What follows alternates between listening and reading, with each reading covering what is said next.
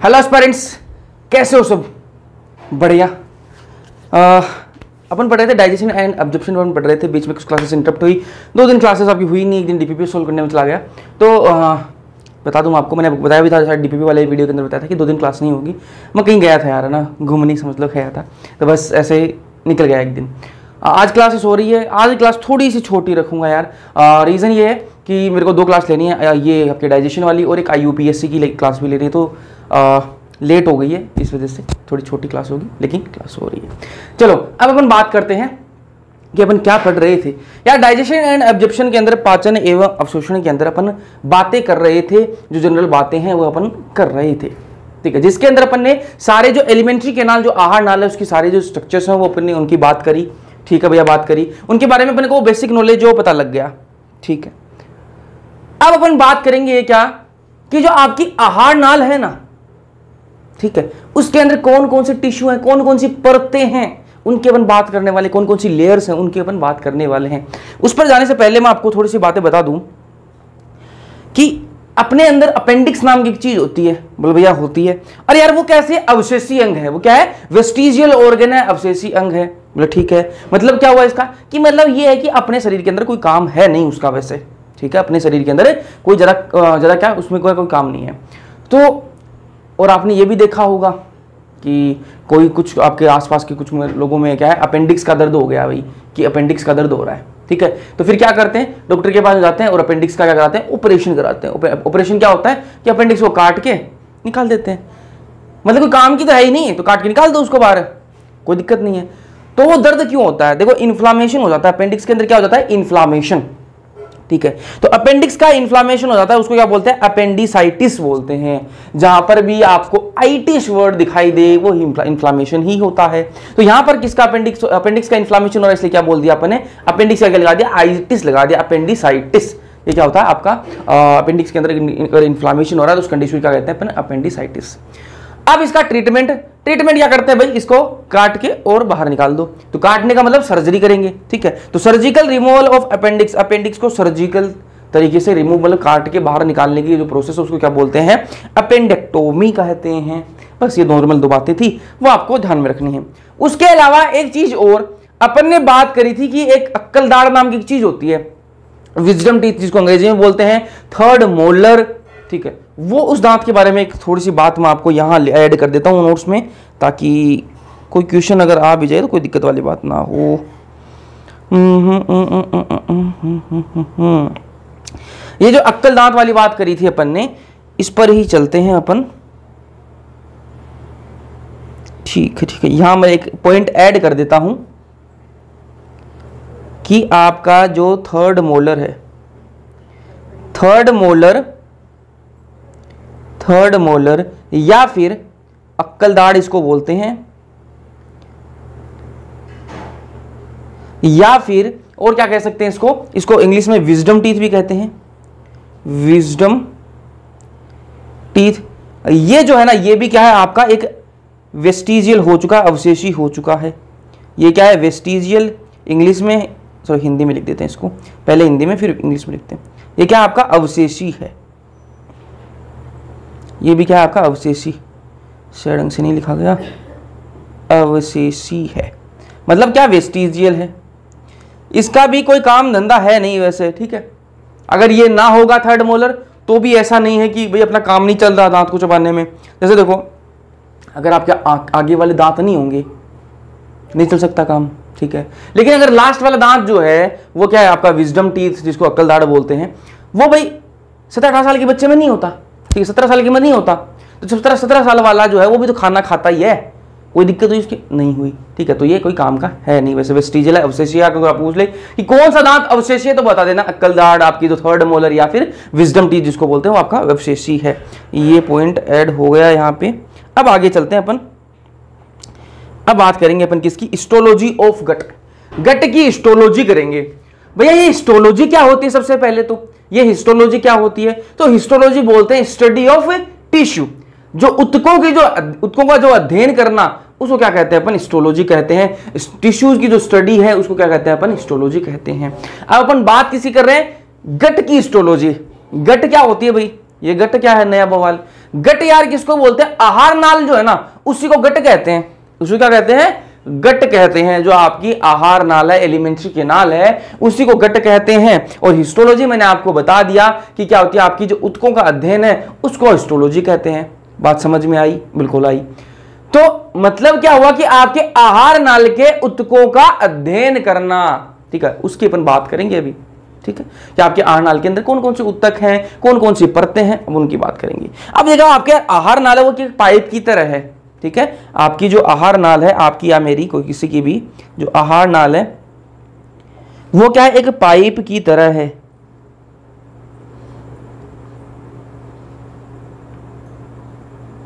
वो क्या है, एक पाइप की तरह है, बिल्कुल है।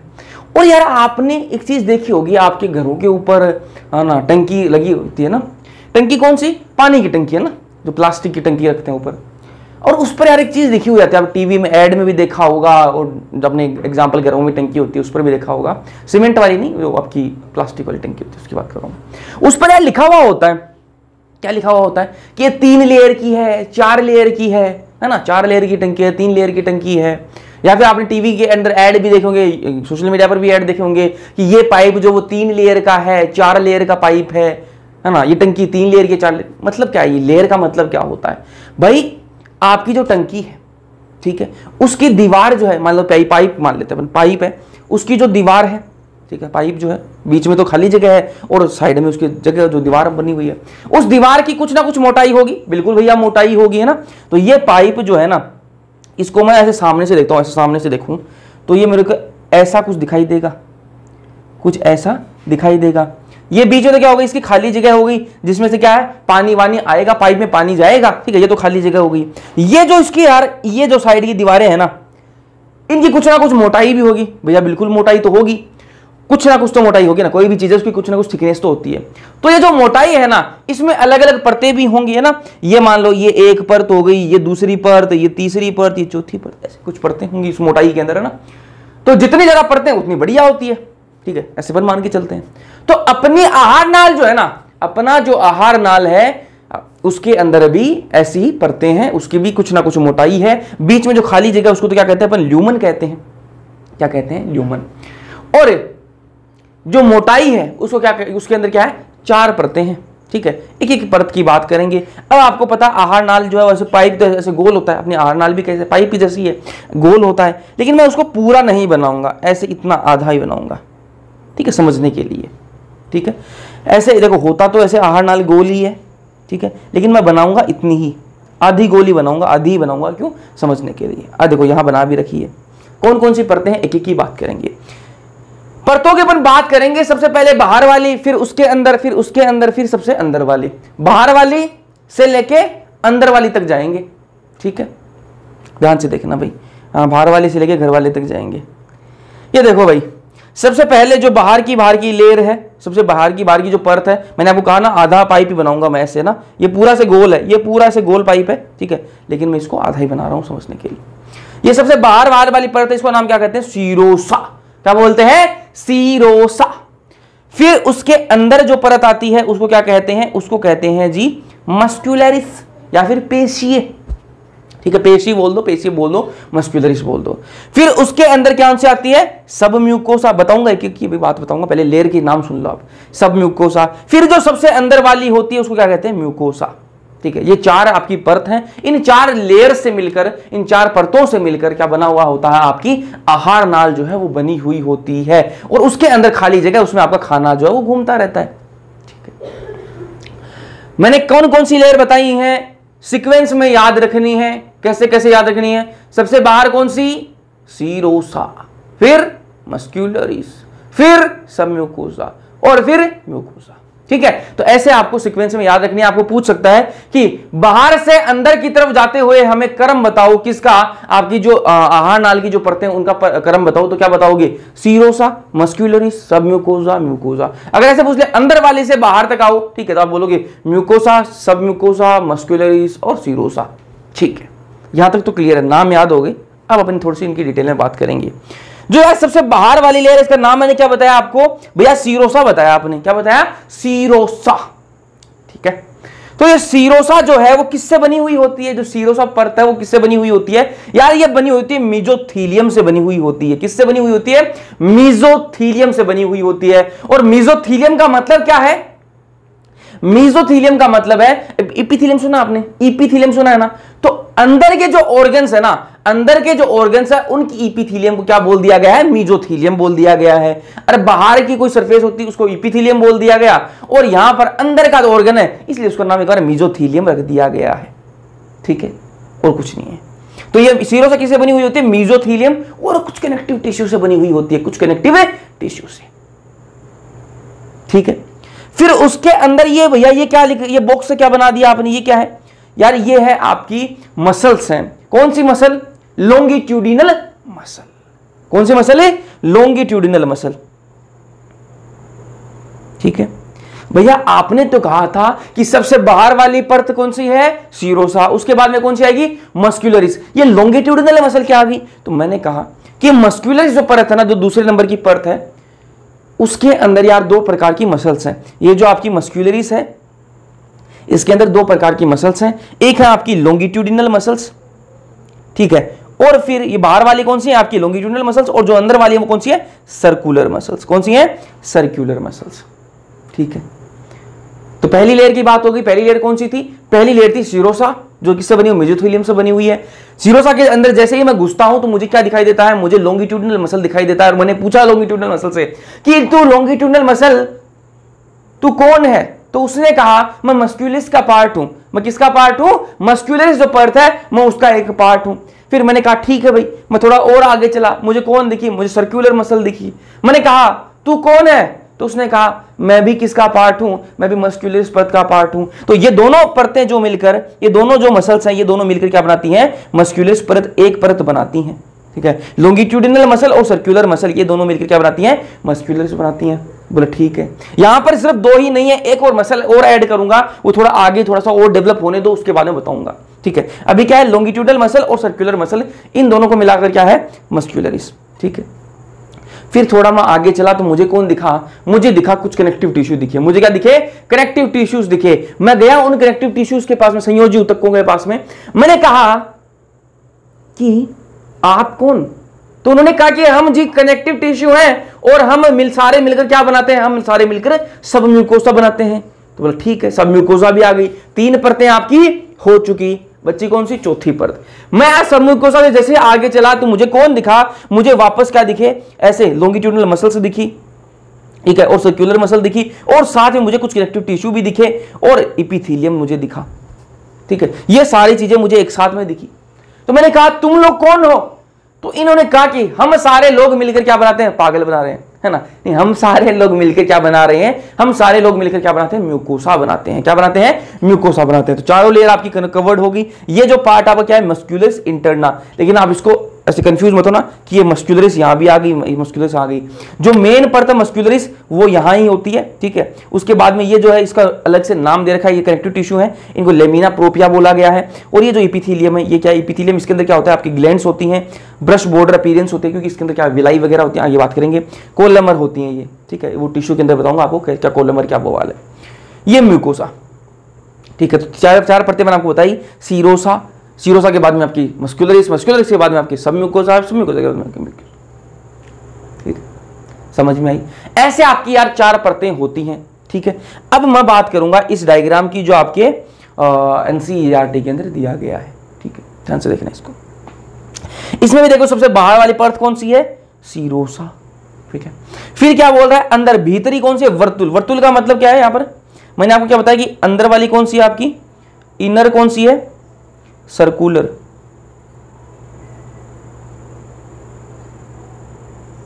सर्कुलर, तो इनर सर्कुलर, उसी को हिंदी में लिख रखा है कि भीतरी कौन सी है, वर्तुल। और बाहरी कौन सी बता रहा है, अनुदैर्ध्य है। ठीक है, तो ये कौन सी होगी आपकी, आउटर।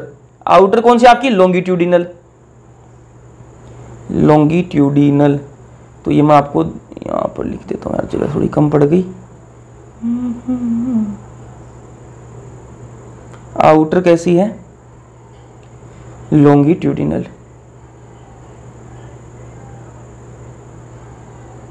लॉन्गिट्यूडिनल। इस संडे को टेस्ट नहीं है, अगले संडे को होगा भाई, ठीक है, पूरा डाइजेशन आएगा, और उसके अलावा पारितंत्र पूरा आएगा, उसके अलावा आपका इन्वायरमेंटल इशू जो है चैप्टर है, लास्ट चैप्टर 12th क्लास का वो आएगा, और ये चैप्टर आएंगे, ठीक है। और मैं आपको अपडेट करके मैं आपको बता दूंगा कि कौन कौन सा सिलेबस आएगा। आज सिलेबस आपको मिल जाएगा, इस चैप्टर की आपकी पहली डीपीपी आपको मिल जाएगी, कल उसका सॉल्यूशन भी मैं आपको यूट्यूब पे दे दूंगा। तो वो डीपीपी 12 बजे तक अपलोड होगी, आज रात को 12 बजे तक। तो सुबह देख लेना, जो सो जाएंगे वो सुबह देख लेना, जो उस टाइम जगह रही तो उस टाइम पर वो सोल्व कर लेना, छोटी सी डीपीपी होगी, सोल्व कर लेना, कल आपको उसका सोल्यूशन भी मिल जाएगा, ठीक है।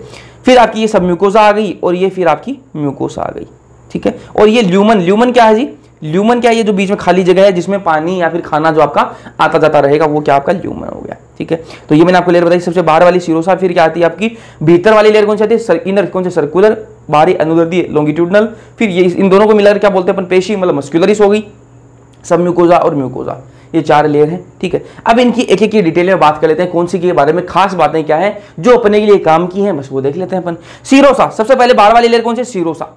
सीरोसा जो है किससे बनी हुई होती है, मेसोथीलियम प्लस संयोजी ऊतक, इन दोनों से ध्यान से सुन लेना भाई, ध्यान से अपना दिमाग खोल के सुन लेना, वरना क्वेश्चन यहां से गलत करोगे। सीरोसा जो वो किससे बनी हुई होती है, मेसोथीलियम प्लस संयोजी ऊतक से बनी हुई होती है, दोनों से मिलकर वो आपकी जो है बनी हुई होती है सीरोसा। मेसोथीलियम क्या होता है, अंतरंग अंगों की उपकला, अंतरंग अंग जो है उनकी उपकला को क्या कहते हैं अपन, मेसोथीलियम कहते हैं। फिर मैं उससे आगे चलूं तो दूसरे नंबर की परत कौन सी है, पेशी मस्कुलरिस। पहली कौन सी, सीरोसा, सीरोसा के बाद में कौन सी आती है, पेशी मस्कुलरिस आती है ना। तो पेशी जो मस्कुलरिस है वो किससे बनी होती है, चिकनी पेशी है, इसके अंदर कौन सी है, स्मूथ मसल से बनी हुई होती है। ध्यान से सुन लो भाई, पेशी कौन सी, पेशियां भी अलग अलग प्रकार की होती हैं ना, तो ये कौन सी बनी होती है, कौन सी पेशी से बनी हुई होती है, चिकनी पेशियों से बनी होती है, जिनको इंग्लिश में स्मूथ मसल्स कहा जाता है। इसके अंदर यार एक इनर कौन सी होती है, वर्तुल, अभी मैंने आपको बताया कि भीतरी कौन सी, वर्तुल, जिनको सर्कुलर बोलते हैं इंग्लिश में, और बाहरी कौन सी, अनुदैर्ध्य, जिनको इंग्लिश में लॉन्गिट्यूडनल बोलते हैं ना। तो आउटर कौन सी, लॉन्गिट्यूडनल मसल्स होती हैं।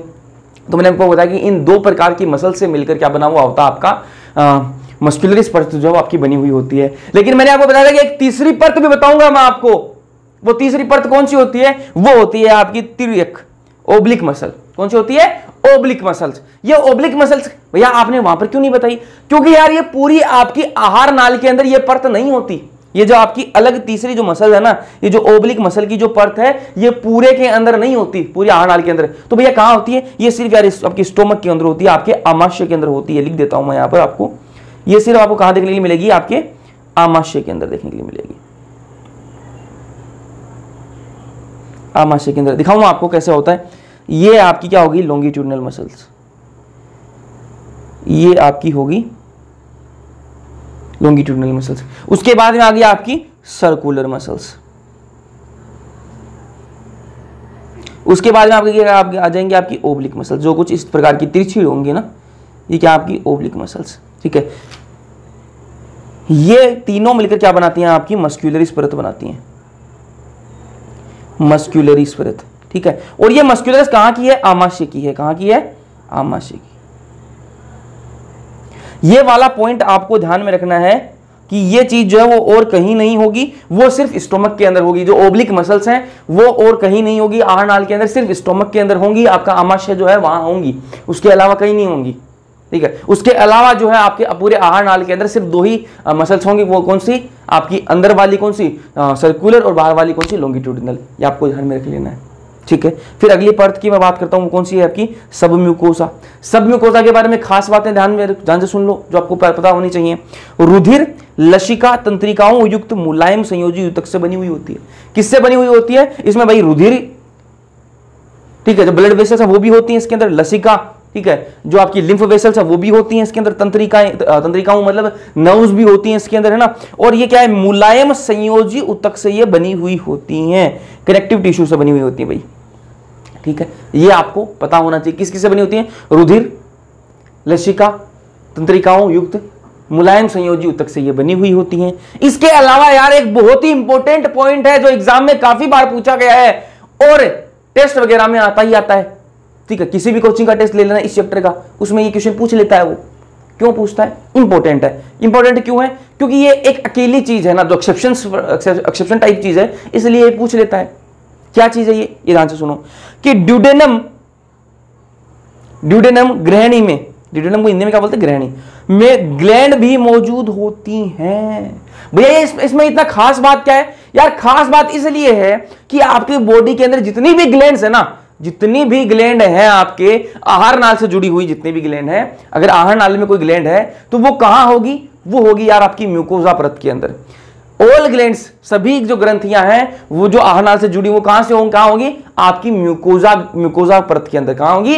म्यूकोसा के अंदर। लेकिन सिर्फ एक ऐसी ग्लैंड है, वो कहां होती है? सब म्यूकोसा के अंदर। ठीक है, वापस बोल रहा हूं, बाकी सभी ग्रंथियां कहां पर? म्यूकोसा में। सिर्फ एक ग्रंथि कहां है? सब म्यूकोसा के अंदर। वापस अपने दिमाग में बैठा लो भाई, ऐसी सिर्फ एक ही ग्रंथि है जो सब म्यूकोसा के अंदर होती है, और कहीं भी आपको सब म्यूकोसा के अंदर ग्रंथि नहीं मिलेगी। और वो जगह कौन सी है? ड्यूडेनम। ड्यूडेनम कहां होता है? स्मॉल इंटेस्टाइन, जो छोटी आंत जो है ना, उसका जो पहला भाग है वो क्या है? ड्यूडेनम, जो सी शेप का होता है, इसको हिंदी में ग्रहणी बोलते हैं। उसके अंदर क्या होता है? उसकी जो सबम्यूकोजा है ना, ये आपका क्या है? सी शेप का ड्यूडेनम है ना। इसकी जो सबम्यूकोजा है, इसकी भी 4 लेयर है भाई। बाहर की सीरोसा के बाद मस्क्यूलरिस के बाद में आपकी क्या जाएगी? आपकी सबम्यूकोजा, और फिर आपका म्यूकोसा। जो सबम्यूकोजा वाली जो तीसरे नंबर की परत है, इसके अंदर एक ग्लैंड होती है जिसका नाम क्या है? Brunner's gland. क्या नाम है? Brunner's gland. ठीक है, तो ये एक्सेप्शन है भाई, ध्यान से सुन लेना। वापस बोल रहा हूं, एक बार वापस रिपीट करूंगा, उसके बाद तो आपके दिमाग में बैठ जाएगा। बोल मैं ये रहा हूं कि बाकी जो ग्रंथियां वो कहां होंगी? आपकी म्यूकोसा के अंदर होंगी। जो आहार नाली में है तो वो सारी ग्रंथि कहां होगी? म्यूकोसा के अंदर देखने मिलेंगी। लेकिन सिर्फ एक ग्रंथि ऐसी है जो सब म्यूकोसा के अंदर होती है, और सब म्यूकोसा भी किसकी सब म्यूकोसा? ड्यूडेनम, ग्रहणी की सब म्यूकोसा के अंदर होती है, और उसका नाम है ब्रूनर्स ग्लैंड। क्या नाम है? Brunner's gland. दिमाग में बैठा लेना। आगे चलते हैं। तीसरी आई क्या? यहां पर 4 नंबर डालना रह गया भाई, 3 नंबर डाल दिया, कलर उसी से डालते हैं। ठीक है, चौथे नंबर की जो लेयर है वो कौन सी है? म्यूकोसा है। ठीक है भैया, चौथे नंबर की लेयर कौन सी है? म्यूकोसा। तो ये म्यूकोसा क्या करती है? सिक्रीट करती है म्यूकस। नाम से पता लग रहा है कि क्या सिक्रीट करती है? म्यूकस सिक्रीट करती है। और इसके अंदर क्या होते हैं? क्लस कोशिकाएं होती हैं। क्या होते हैं? क्लस कोशिकाएं, जिनको इंग्लिश में गोबलेट सेल्स बोलते हैं। क्या बोलते हैं? गोबलेट सेल्स, हिंदी में क्लस कोशिकाएं कहा जाता है। और ये जो क्लस कोशिकाएं हैं ये क्या सिक्रीट करती हैं? क्या स्रावित करती हैं? म्यूकस स्रावित करती हैं, जो किस में काम आएगा? स्नेहन में काम आएगा। ठीक है, ल्यूब्रिकेशन में। आमाशय जो है, ठीक है, आमाशय के अंदर किसकी? आमाशय के अंदर जो परत है, आमाशय के अंदर भी 4 परत है भाई। बाहर की सिरोसा, उसकी देखो, आमाशय किसका पार्ट है? आहार नाल का पार्ट है। आहार नाल के अंदर 4 परतें हैं। 4 परतों में से आमाशय जो है ना, 4 परत, आमाशय के अंदर भी 4 परतें हैं, सीरोसा, मस्क्यूलरिस, सब म्यूकोसा और म्यूकोसा। जो आमाशय की जो म्यूकोसा है ना, उसके अंदर ग्रंथि होती है। ग्रंथि का नाम क्या है? जठर ग्रंथि। क्या नाम है? जठर ग्रंथि। इंग्लिश में बोलते हैं इसको गैस्ट्रिक ग्लैंड। क्या कहते हैं? Gastric gland. कहां होती है? ये म्यूकोसा के अंदर होती है। किसके म्यूकोसा के अंदर? स्टोमक के, आमाशय के म्यूकोसा के अंदर होती है। तो वो पूछ लेगा वो ब्रूनर्स ग्लैंड कहां होती है? भैया सब म्यूकोसा किसकी? ड्यूडेनम की सब म्यूकोसा के अंदर होती है।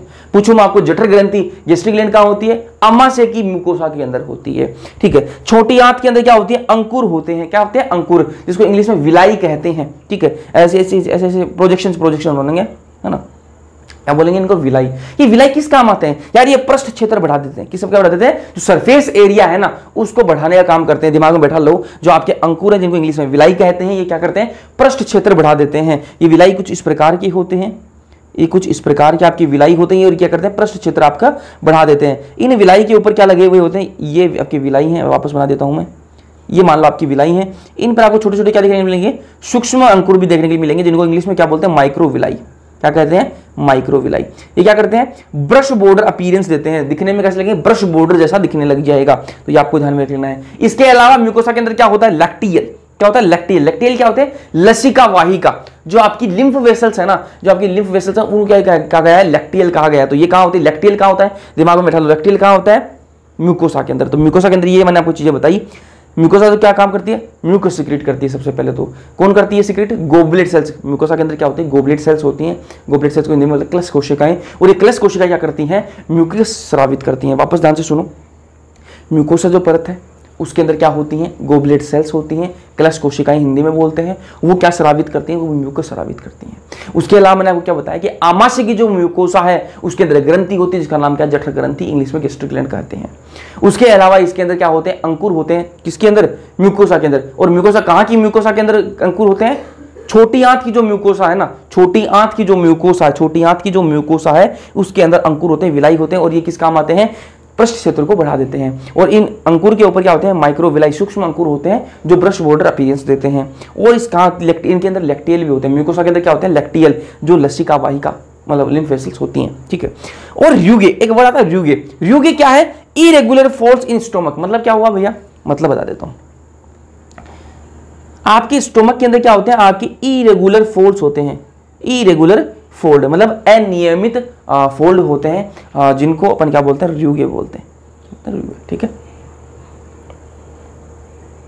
आगे चलते हैं। अब यहाँ पर कुछ पॉइंट्स हैं, वो पॉइंट्स आपको ध्यान में रख लेना है। ऑल ग्लैंड्स कहाँ होती हैं, म्यूकोसा के अंदर। सभी ग्लैंड्स आपको कहाँ मिलेंगी, म्यूकोसा के अंदर, एक्सेप्ट सिर्फ एक ग्लैंड ऐसी है जो आपको म्यूकोसा के अंदर नहीं मिलती, वो कौन से, ब्रूनर्स ग्लैंड है ना, जो कहाँ होती है, सब म्यूकोसा ऑफ ड्यूडेनम, ड्यूडेनम की सब म्यूकोसा के अंदर होती हैं। सिक्रीट एल्कलाइन म्यूकस, ये ब्रूनर्स ग्लैंड का काम क्या है, ये एल्कलाइन म्यूकस सिक्रीट करती है। म्यूकस तो सिक्रीट करती है, लेकिन कौन सा, एल्कलाइन म्यूकस सिक्रीट करती है। समझ में आ गई बात, ठीक है। सीरोसा जो है वो इसोफेगस और रेक्टम में नहीं होती है, ठीक है। बाकी पूरी आहार नाल में आपको सीरोसा देखने के लिए मिलेगी, लेकिन ईसोफेगस और रेक्टम में आपकी सीरोसा जो है वो नहीं होती है। पॉइंट आपको याद रखना है, वो ऐसे ही पूछ लेगा कि कौन सी जगह में आपकी सीरोसा नहीं होती, तो बोलोगे क्या, ईसोफेगस और रेक्टम में भैया हमें क्या नहीं देखने के लिए मिलती, सीरोसा नहीं देखने के लिए मिलती। और स्टोमक में क्या है, ओब्लिक मसल्स होती हैं, ये मैं आपको बता दिया। ये स्पेशल पॉइंट्स हैं जो आपको ध्यान में रखने हैं। ओब्लिक मसल्स कहाँ होती है, सिर्फ स्टोमक के अंदर, सिर्फ आमाशय के अंदर आपको देखने को मिलेंगी। उसके अलावा आपकी जो सीरोसा परत है ना, वो कहाँ नहीं होती, ईसोफेगस और रेक्टम में नहीं होती, बाकी हर जगह होती है, ठीक है। अब मैं आपको एक चीज और बता देता हूं,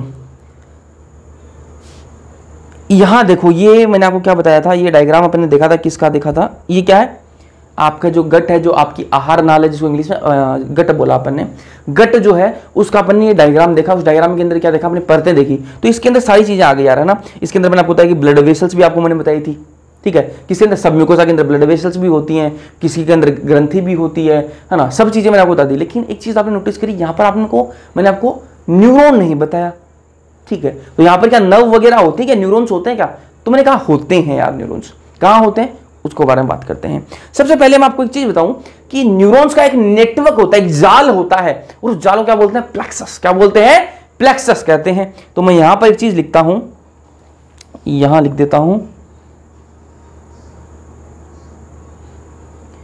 न्यूरॉन्स का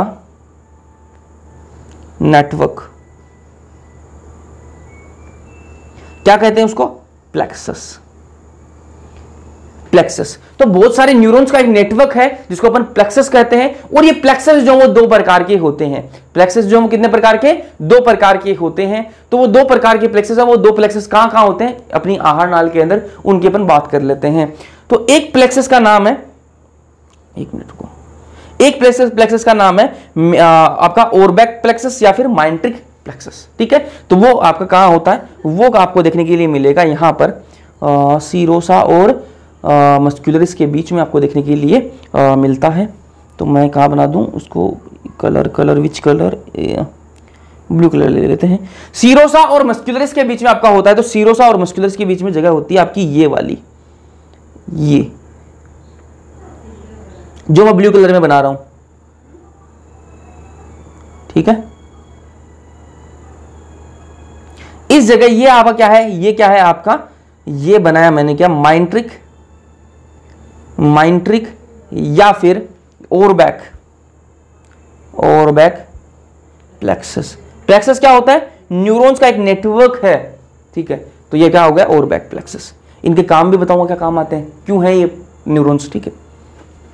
उसके अलावा जो दूसरे प्रकार का जो प्लेक्सस है वो कहां होता है, वो आपका होता है सब म्यूकोसा और म्यूकोसा के बीच में, है ना। ये तो पूरी म्यूकोसा की होगी, ये सब म्यूकोसा, तो यहां कहीं आपकी क्या होंगी, यहां पर इस जगह क्या होंगे आपके, इस जगह होगा आपका मिजनर्स या फिर सब म्यूकोजल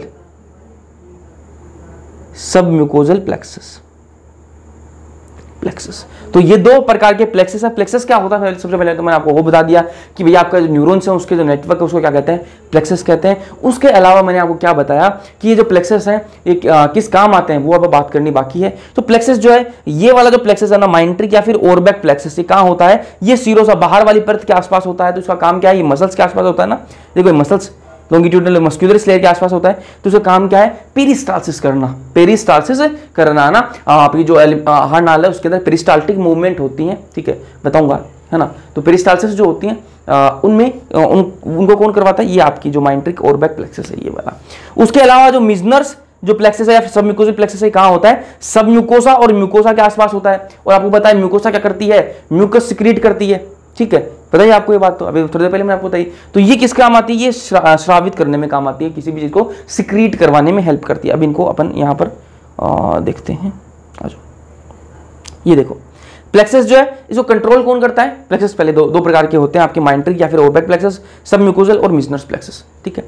अब ये जो माइंट्रिक प्लेक्सस है क्या करता है, पेरिस्टालसिस में हेल्प करता है, और जो आपका सब म्यूकोजल है किसमें, सिक्रीशन में हेल्प करता है, स्रावण में हेल्प करता है, ठीक है। अब ये चीज देखो कि प्लेक्सस को कंट्रोल कौन करता है, ये जो आपके न्यूरॉन्स है, प्लेक्सस है क्या, न्यूरॉन्स का एक नेटवर्क है, लेकिन इनको कंट्रोल कौन करता है, सीएनएस करता है कि एएनएस करता है कि पीएनएस करता है ना, अलग अलग प्रकार के हैं। तो इसको करता कौन है, ऑटोनोमिक नर्वस सिस्टम करता है, जिसको अपन एएनएस शॉर्ट में बोलते हैं, ठीक है। अभी एएनएस जो है वो दो प्रकार का होता है, एएनएस जो है वो दो प्रकार का होता है, एक होता है आपका सिंपैथेटिक और एक होता है आपका पैरासिम्पैथेटिक। इसको यहां ना लिख के नीचे लिखते हैं यार,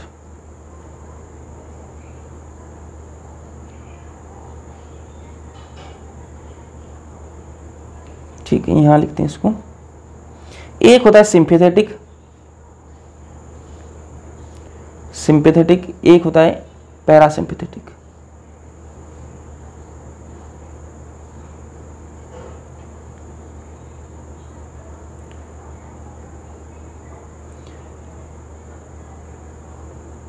पैरासिम्पैथेटिक। अब जो सिंपैथेटिक है ना, इसका मतलब क्या है, S for sympathetic, S for शैतान। जब शैतान आपको दिख जाएगा ना, आप कैसी कंडीशन में जाएगा, इमरजेंसी कंडीशन में आप आ जाओगे, डर जाओगे, बिल्कुल डर जाओगे, बिल्कुल ही आप इमरजेंसी कंडीशन में आ जाओगे। शैतान दिखेगा तो भाई आपको, अगर आपको प्यास लगी हुई है, भूख लगी हुई है, लेकिन सामने भूत खड़ा, आपको याद आएगी भूख भी लगी हुई है, आपको बिल्कुल भी नहीं याद आएगा आपको, है ना। तो वो क्या आपकी इमरजेंसी कंडीशन है। भूख कब याद आएगी आपको, जब आप आराम से बैठे हो, बिल्कुल रेस्टिंग वाली कंडीशन है। तो P for parasympathetic, P for आपके पास जो प्यारे लोग हैं, आपके पास में कोई प्यारे से लोग बैठे हुए हैं, तो आपको भूख का एहसास होता है कि हाँ भूख लगी हुई है, तब आपको भूख याद आ सकती है, लेकिन आपको इमरजेंसी कंडीशन में भूख नहीं याद आएगी, ठीक है। तो ये जो सिंपैथेटिक है, इसका मतलब क्या है, ये क्या है आपका इमरजेंसी कंडीशन है, ये क्या है आपकी इमरजेंसी, और ये क्या है आपकी रेस्टिंग। पैरासिम्पैथेटिक क्या है आपकी रेस्टिंग, और सिंपैथेटिक क्या है आपकी इमरजेंसी, ठीक है। अब मुझे आपकी एक चीज बताओ कि ये जो पेरिस्टालसिस, सिक्रीशन, ये जो चीजें हैं, ये कब काम आ सकती हैं, ये कब काम आएंगी, ये डाइजेशन में काम आएंगी, और ये चीजें कब हो सकती हैं भाई, आप सिंपैथेटिक नर्वस सिस्टम है वो काम करवाएगा या फिर पैरासिम्पैथेटिक काम करवाएगा इसका। तो मुझे एक बात बताओ, आपके सामने कोई शैतान खड़ा है और आपको याद आएगी क्या, मुझे भाई पेरिस्टाल्टिक मूवमेंट करनी है मेरी बॉडी को, है ना, और आपकी बॉडी को याद आएगा ये चीज कि भाई मेरे को वो सिक्रीशन करना है, म्यूकस सिक्रीट तो किया ही नहीं, वो तो रह गया, तो उस टाइम याद आएगा, बिल्कुल भी नहीं आएगा।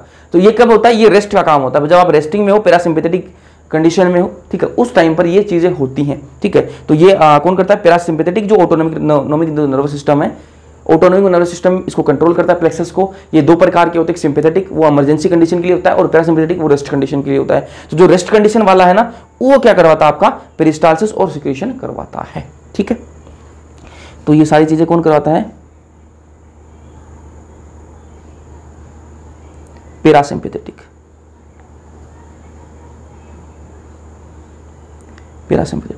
ठीक है। अब ये आज के लेक्चर की लास्ट चीज देख लेते हैं, ठीक है।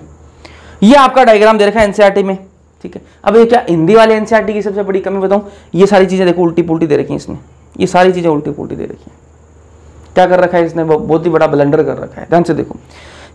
ये देखो यहां पर इसने क्या एरो बना रखा है, ध्यान से देखना, ये देखो एरो बना रखा है, ठीक है, और यहां भी एक एरो बना रखा है। इसके आगे इसने क्या लिख दिया, लैक्टिया लिख दिया, इसके आगे कुछ नहीं लिखा। अरे लिखा तो था इसने, लेकिन ऊपर नीचे कर दिया।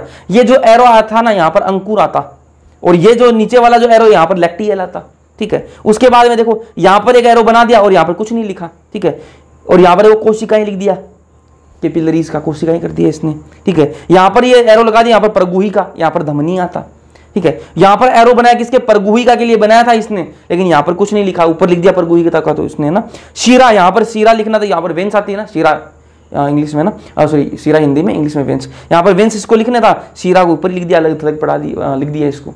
तो ऐसे जो चीज़ें ना ये ब्लंडर कर रखी हैं इसने एनसीईआरटी ने। तो ये जो चीज़ें हैं आप ध्यान में रखना भाई।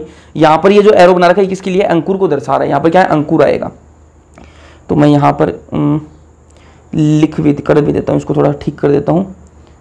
ये अंकुर है और ये वाला क्या है, लैक्टियल है। ठीक है, ये कैपिलरीज का तो मैंने सही कर दिया। ये यहाँ धमनी है और ये आपकी परगुहिका है और ये आपकी शीरा है। ठीक है, तो ये थोड़ी थोड़ी चीज़ें गलत कर रखी हैं, उनसे कन्फ्यूजन बन जाती है और तो कुछ नहीं है। लैक्टियल मैंने आपको बताया था क्या होता है, लसिका वाहिका होती है। ठीक है, इसमें क्या होता है, लिम्फ वेसल्स होती हैं, थोड़ी देर पहले मैंने आपको बताया भी था। ये लसिका वाहिका किस काम आती है, फेट सोल्यूबल फूड। ठीक है, जो फेट खाते हैं ना अपन, जो फेट खाते हैं, ठीक है, और वो फेट जो है वो कैसे डाइजेस्ट होता है आगे बात करेंगे उसकी, और ये आगे बताऊंगा अभी लैक्टियल क्या होता है ना, लैक्टियल भी आएगा आगे रोल में। तो ये जो फेट सोल्यूबल फूड है और जो विटामिन ए डी ई के ये जो विटामिन है ना, ये नाम याद रखना भी, इनका अवशोषण जो कहाँ होता है, लसिका वाहिका के अंदर होता है। ठीक है, फेट का और ये जो विटामिन ए डी के एडेक जो ये विटामिन है, इनका कहाँ होता है, लसिका वाहिका के अंदर अवशोषण होता है। उसके अलावा अपन ने बात करी कैपिलरीज, यहाँ क्या कैपिलरीज हैं आपकी, कैपिलरीज कौन सी, ब्लड कैपिलरी। ठीक है, ब्लड कैपिलरी के अंदर क्या होता है, एब्जॉर्ब होता है, वाटर का अवशोषण होता है, फूड का अवशोषण होता है, और vitamin B C, vitamin B और सी का अवशोषण कहाँ होता है। आपको पूछ ले विटामिन बी सी का अवशोषण, पानी का और खाने का अवशोषण कहाँ होता है, तो आप बोल देना ब्लड कैपिलरीज होती है, इनके अंदर होता है। आपको पूछे कि भाई फेट का और विटामिन ए डी ई के इनमें से किसी का भी जो अवशोषण वो कहाँ होता है, तो आप बोल देना लैक्टियल के अंदर होता है, जो आपकी लसिका वाहिका है उसके अंदर। फिर उसके अलावा यहाँ पर ये जो है, ये चीज क्या है यहाँ पर आपकी, ये आपकी क्रिप्स ऑफ लिवर कोहन। क्या है, क्रिप्स ऑफ लिवर कोहन। ये क्या है, इंटेस्टाइनल ग्लैंड है, इंटेस्टाइन के अंदर ये ग्लैंड है। ठीक है, विलाई के बीच में होती है, कहाँ होती है, विलाई जो है उनके बीच में होती है, सिर्फ स्मॉल इंटेस्टाइन में होते हैं। ये क्रिप्स ऑफ लिवर कोहन आपको कहाँ देखने को मिलेंगे, सिर्फ आपको स्मॉल इंटेस्टाइन में देखने को मिलेंगे। कहाँ होते हैं, विलाई के बीच में होते हैं। ठीक है, और इंटेस्टाइनल ग्लैंड ये है। ठीक है, मतलब सिर्फ स्मॉल इंटेस्टाइन के अंदर ये प्रेजेंट है, तो इसलिए क्या बोलते हैं इसको, इंटेस्टाइनल ग्लैंड बोल दिया।